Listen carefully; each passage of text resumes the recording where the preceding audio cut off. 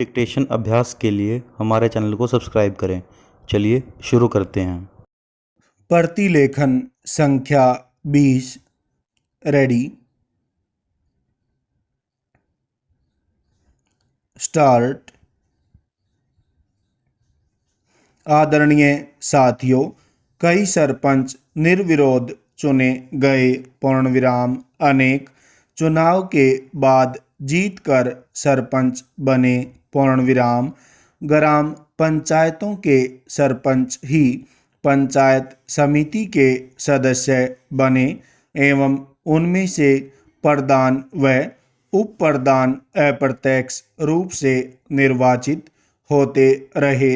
पूर्णविराम सब पंचायत समितियों के प्रधान, सांसद व विधानसभा सदस्य, जिला परिषद के सदस्य बनते रहे। पूर्णविराम उन्हीं में से जिला परिषदों के प्रमुख व उप प्रमुख चुने जाते रहे हैं।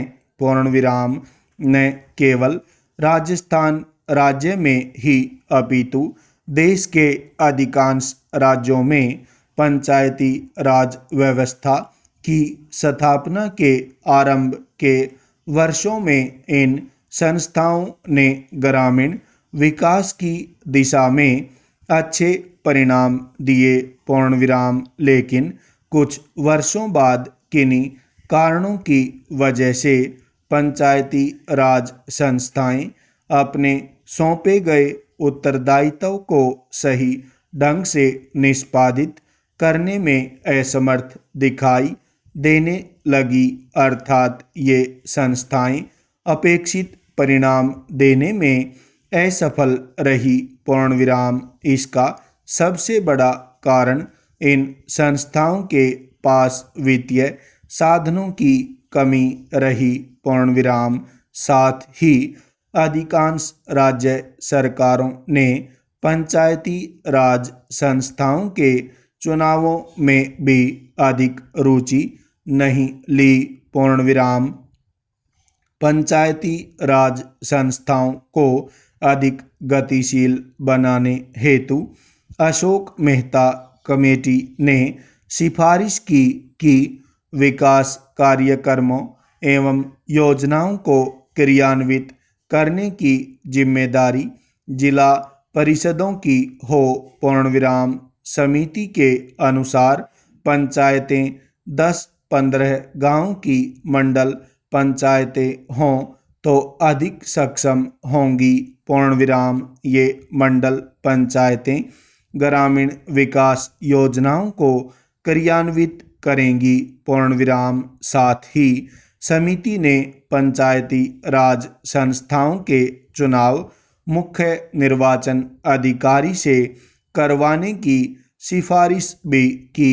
पूर्णविराम ग्रामीण विकास की प्रशासनिक व्यवस्था व गरीबी उन्मूलन समस्याओं हेतु गठित जी.वी.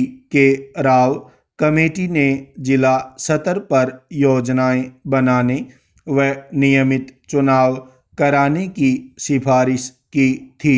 पूर्णविराम देश की पंचायत राज व्यवस्था को सुदृढ़ व पुनर्जीवित करने हेतु गठित डॉक्टर लक्ष्मीमल सिंघवी कमेटी ने ग्राम पंचायतों को अतिरिक्त वित्तीय साधन देकर अधिक सक्षम बनाने पर बल दिया तथा साथ ही पंचायती राज संस्थाओं को संवैधानिक मान्यता दिए जाने पर भी विशेष बल दिया।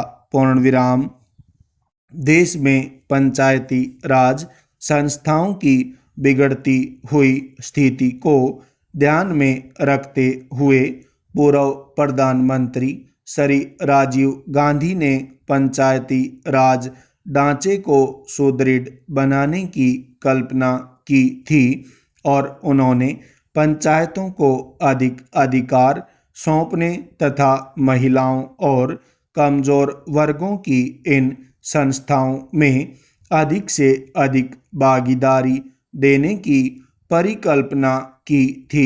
पूर्णविराम हमारे वर्तमान प्रधानमंत्री के प्रयासों से अब यह संभव हो पाया है कि इस संबंध में शुरू किए गए प्रयासों तथा राष्ट्रपिता महात्मा गांधी जी के ग्राम स्वराज के सपन को साकार बनाने की दृष्टि से संविधान में 73वीं संशोधन की कुछ महत्वपूर्ण बातों का जिक्र करना चाहूँगा। पूर्णविराम पंचायती राज संस्थाओं को प्रथम बार संवैधानिक दर्जा दिया गया। पूर्णविराम सभी राज्यों में पंचायती राज की त्रिस्तरीय पद्धति लागू की गई। पूर्णविराम लेकिन जिन राज्यों की जनसंख्या 20 लाख से कम है वहाँ बीच के सतर की इकाई गठित करने की मर्जी राज्य सरकारों पर छोड़ी गई है। पूर्णविराम ग्राम सभा को वैधानिक दर्जा दिया गया। पूर्णविराम हर 5 वर्षों में अनिवार्य रूप से चुनाव होंगे। पूर्णविराम चुनावों की व्यवस्था एक स्वतंत्र चुनाव आयोग करवाएगा। पूर्णविराम।